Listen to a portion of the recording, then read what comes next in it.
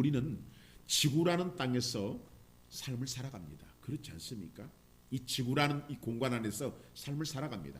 그러나 이곳을 벗어날 때는 천국이란 하나님의 나라의 삶을 살아갑니다. 이 사실을 모르는 그리스도인들은 없을 것입니다. 그런데 문제는 많은 그리스도인들이 이 사실을 잊은 듯합니다. 왜냐하면 지금 살아가는 이 땅에서의 삶을 전부라고 생각하며 살아가고 있기 때문입니다. 이들은 욕심과 탐욕으로 가득하여 천년만년 살아갈 것처럼 행하고 있기 때문입니다.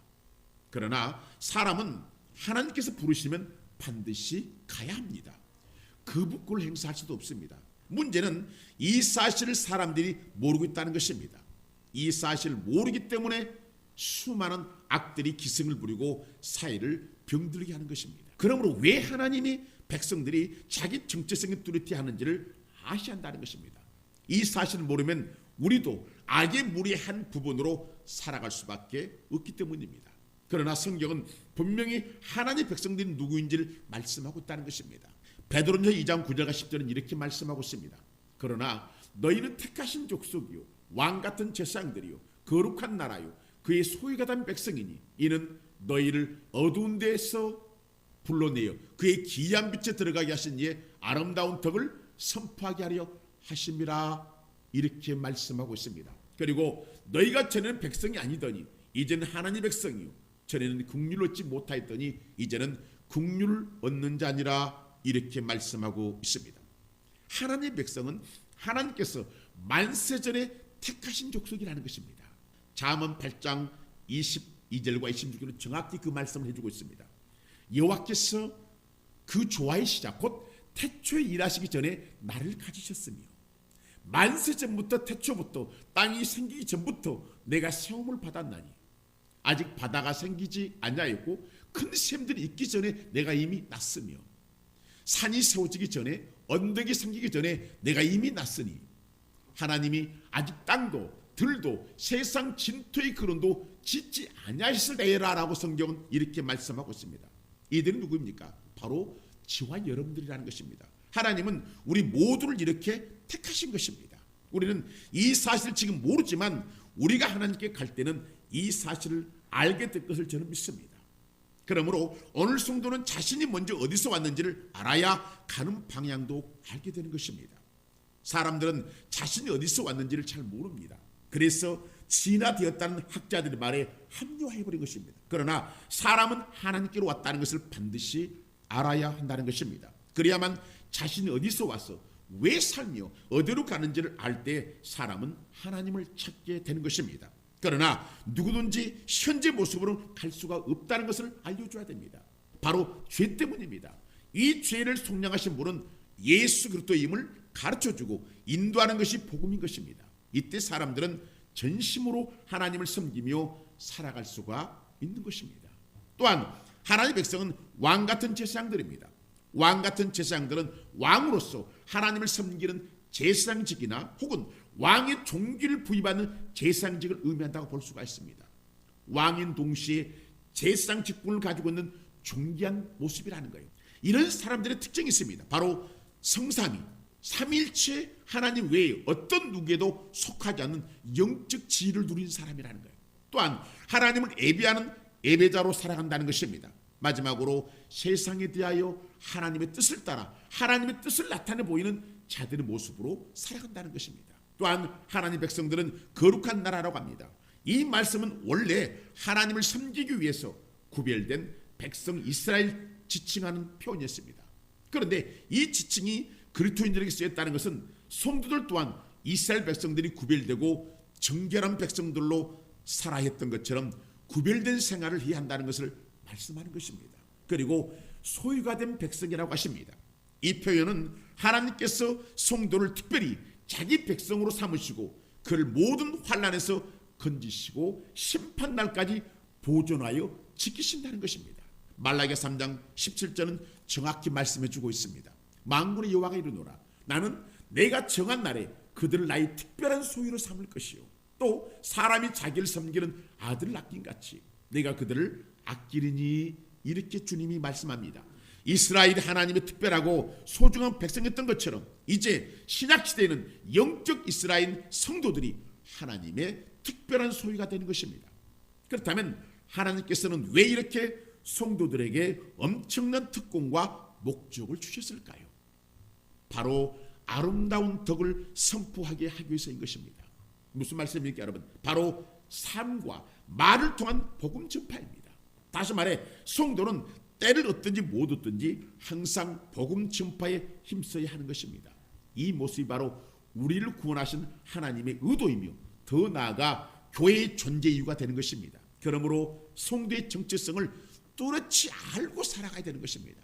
또한 이 성도는 긍휼을 입은 백성이라 이렇게 말합니다. 용서함을 받는 백성이라는 뜻입니다. 바로 2000년 전에 우리 주님이 우리의 죄를 사하시고 우리를 용서하시고 불쌍히 여기셨다는 것입니다. 그러므로 성도는 내가 살며 나가는 방향을 정확히 알고 나가야 한다는 것입니다. 이 말씀의 의미는 자발적인 마음으로 나아가야 한다는 것입니다. 어떤 제재나 보복에 대한 두려움 없이 자기 스스로 이루어져야 한다는 것입니다. 이것 또한 내 힘으로 할 수 없고 오직 성령님의 인도하심에 이루어져야 하는 것입니다. 본문의 사도 바울은 두 부류의 사람들을 권면합니다. 먼저 바울은 이 사람들이 하나님의 사람이라는 것을 인식합니다. 본문 11절입니다. 사랑하는 자들아 거룩민과 나그네 같은 너희를 권하노니 영혼을 거슬려 싸우는 육체 정욕을 제어하라 이렇게 말씀하고 있습니다. 보십시오 여러분. 바울은 그리스도인들은 이 땅에 있는 거룩민이라고 말씀합니다. 이 거룩민이라는 말은 머물며 사는 사람들이라는 뜻입니다. 다시 말해 이 말은 자기 나라가 아닌 남의 나라에서 잠시 체류한 사람을 말씀합니다.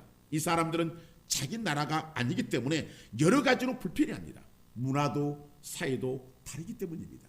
다시 말해 거룩민은 자기 나라가 아닌 외국에서 살지만 이곳에서 영원히 살려는 생각은 없습니다. 이들의 체류 목적은 잠시 머물다가 자신은 고국으로 돌아가는 것입니다. 물론 이들은 잠시 머문 이곳에서 금방 구별됩니다. 왜냐하면 문화가 다르고 음식도 다르고 의복도 다르고 여러 가지 전통 모습들이 다르기 때문에 쉽게 구별이 된다는 것입니다. 현재 우리나라 거류민들은 상당히 많아졌습니다. 특히 우리나라는 각국에서 대사관들이 많이 거주합니다. 이들은 우리나라에 머물고 있지만 일시적으로 사는 사람들이지 영구적으로 사는 사람들이 아닙니다. 임기를 마치면 자신의 나라로 돌아가야 할 사람들입니다. 바로 이런 사람들이 거류민입니다. 이들에게는 모든 것이 우리나라 사람들과 차이가 있습니다. 그래서 이들은 자신의 나라법에 의하여 움직입니다. 그러나 이러한 거류민들이 현재 살아가고 있는 나라에 귀한다면 아니면 그 나라 사람들과 하나가 되어 그 사람들처럼 살아간다면 그 사람은 더 이상 거류민이 될 수 없을 것입니다. 무슨 말씀입니까 여러분?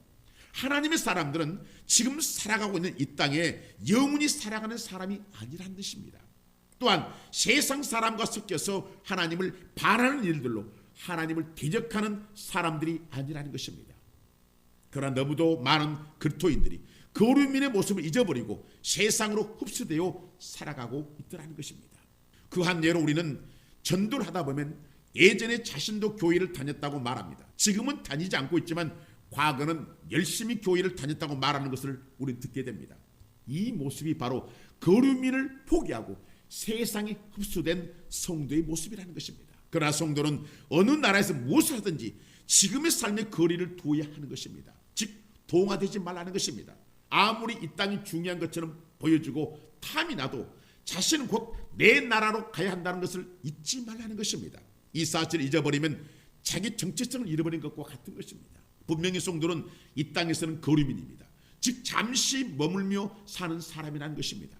많은 그리스도인들이 어느 날부터 거류민을 취소하고 이 땅에 귀하여 사는 사람들이 있습니다. 왜입니까 여러분? 보고 듣고 맛보고 느끼는 모든 것들이 매료되었기 때문입니다. 이 사람들은 자신의 정체성을 잃어버린 사람들입니다. 물론 잠시 세상 유혹에 빠졌다 할지라도 자신 누구인지를 알고 나와야 되는데 그곳에서 머물며 서로 작업하여 귀해버리더라는 것입니다. 그렇다면 이들이 이렇게 된 이유가 어디에 있습니까? 세상과 너무 가까이 있었기 때문인 것입니다. 분명히 하나님은 사람들은 하나님과 가까이 있어야지만 이들은 이 사실을 무시하고 세상과 친해져 버린 것입니다. 야고보 4장 8절은 말씀하고 있습니다. 하나님을 가까이 하라. 그리하면 너희를 가까이 하시리라. 죄인들아 손을 깨끗이 하라. 두 마음을 품은 자들아 마음을 성결하게 하라. 이렇게 말씀하십니다.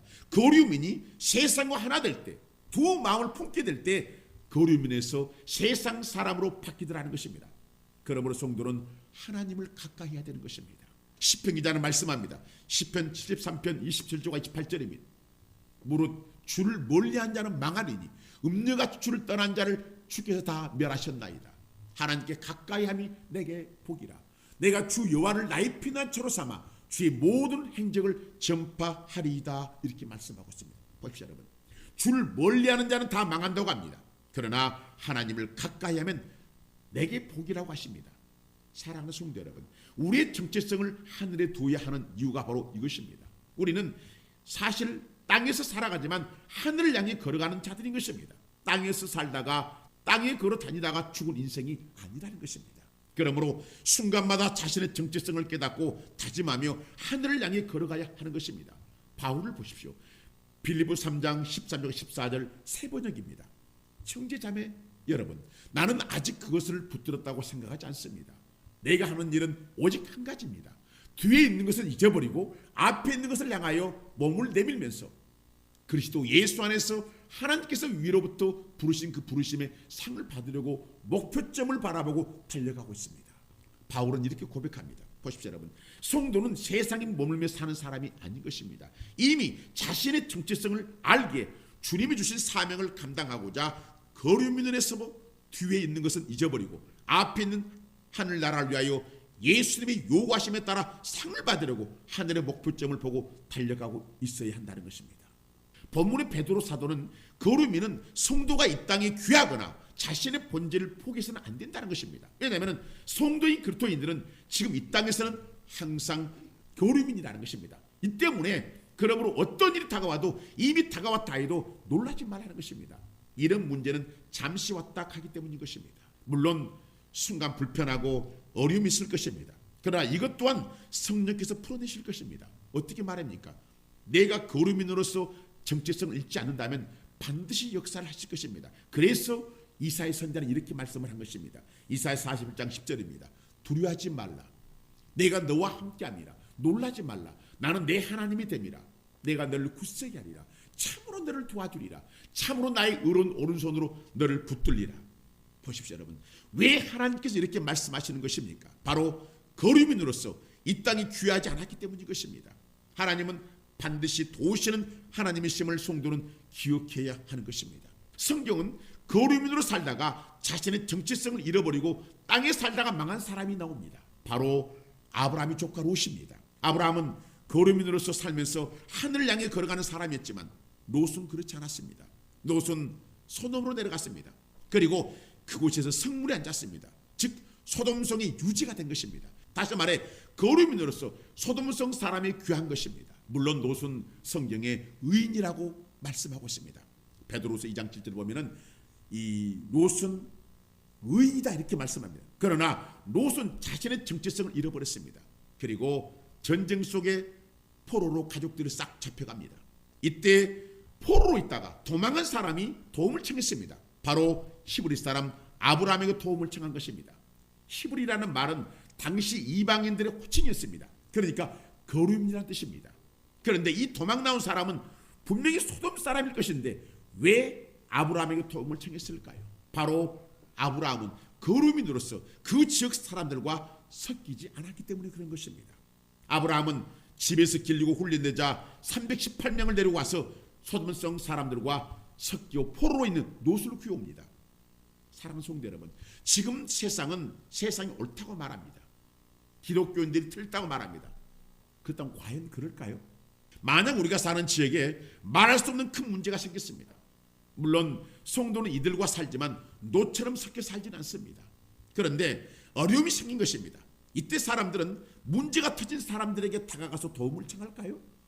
아니면 비록 여러 왕따까지 당했지만 섞여 살지 않았던 사람들에게 도움을 청할까요?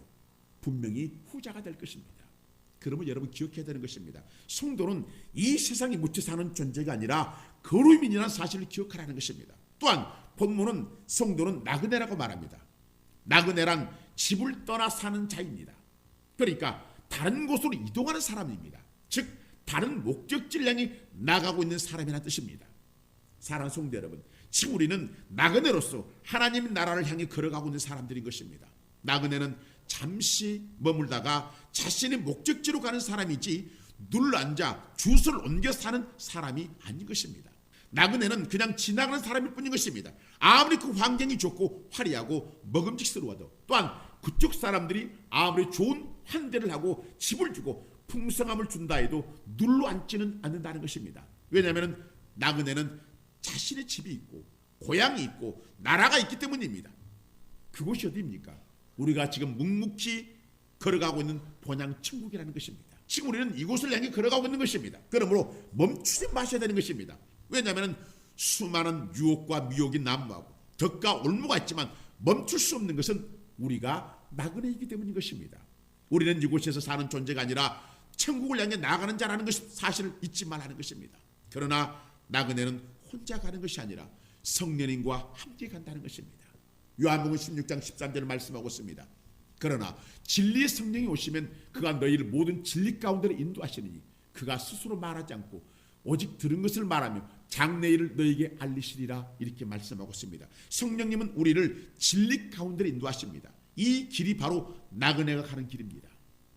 그러므로 나그네는 진리의 길을 벗어나서는 안 된다는 거예요. 진리가 뭐예요? 참이라는 뜻입니다. 이 진짜 길로 가는 것이 우리가 가는 길이다라는 거예요. 또한 나그네가 가는 길은 수많은 덕과 올무가 있고 유혹과 미혹이 있다고 했습니다.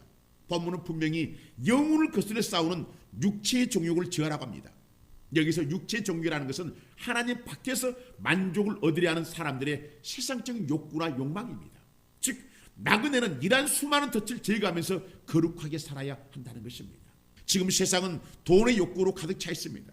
이 돈은 사람을 피폐하게 만들고 나그네 길을 멈추게 만들고 귀하게 만들어버립니다. 이것이 수많은 그리스도인들이 걸려들어 가야 할 나그네 길을 멈춰버렸습니다. 그리고 이곳을 목적지로 세워버렸다는 것입니다. 물론 성도가 완전히 성화되어 승리의 길을 가면 좋지만 많은 어려움이 있다는 것을 우리는 알고 있습니다. 그래서 항상 마음속에 싸우고 있는 것입니다. 갈라디 5장 16, 17절을 말씀하고 있습니다. 내가 이르노니 너희는 성령을 따라 행하라. 그리하면 육체의 욕심을 이루지 아니하리라. 육체의 소욕은 성령을 거스리고 성령은 육체를 거스르나니 이 둘이 서로 대적함으로 너희가 원하는 것을 하지 못하게 하려 함이니라, 이렇게 말씀합니다. 보십시오 여러분, 육체의 소욕, 즉 육신이 하고자 하는 것은 성령님을 거스립니다. 성령님은 육체의 소욕, 즉 육신이 하고자 하는 것을 싫어하십니다. 이 둘이 마음속에 투쟁합니다. 사실 그리스도인들은 세상 사람들보다 더욱 큰 정식적 고통을 안고 살아가고 있습니다. 왜냐하면 육체의 정욕은 영혼을 거스리고 싸우고 영혼은 육체의 정욕을 거스려 싸우기 때문에 성도의 마음이 항상 영적 전쟁터인 것입니다. 그러나 분명한 것은 사람의 힘으로 이기지 못한다는 것입니다. 이 전쟁은 성령님의 도우심으로 이길 수가 있다는 것입니다. 그러므로 거룩민과 나그네 가는 길을 성령과 함께 걸어가야 한다는 것입니다. 그렇지 않으면 육체의 정욕으로 인하여 거룩민과 나그네 가는 길이 더디게 되고 육체의 소욕으로 싸우다가 져서 발에 묶이게 되는 어려움이 있기 때문에 나그네와 거룩민은 반드시 성령님과 함께 나가야 되는 것입니다. 사랑하는 성도 여러분, 사실 우리 앞에 있는 적들이 많지만 진짜 적은 자신에게 있다는 것입니다. 하나님은 우리를 지키신 하나님이십니다. 하나님 우리를 보호하신 하나님이십니다. 다니엘은 사자굴에 들어가도 안전했습니다. 사드락, 메삭, 아벳느고는 7배나 뜨거운 불 속에서도 살아남았습니다. 왜요? 바로 하나님 역사하셨기 때문인 것입니다. 그렇다면 왜 하나님 역사하셨냐라는 거예요. 바로 거룩민과 나그네의 길을 묵묵히 이들이 갔기 때문인 것입니다. 다윗이 어떻게 골리앗을 이겼습니까? 힘이 있어서입니까?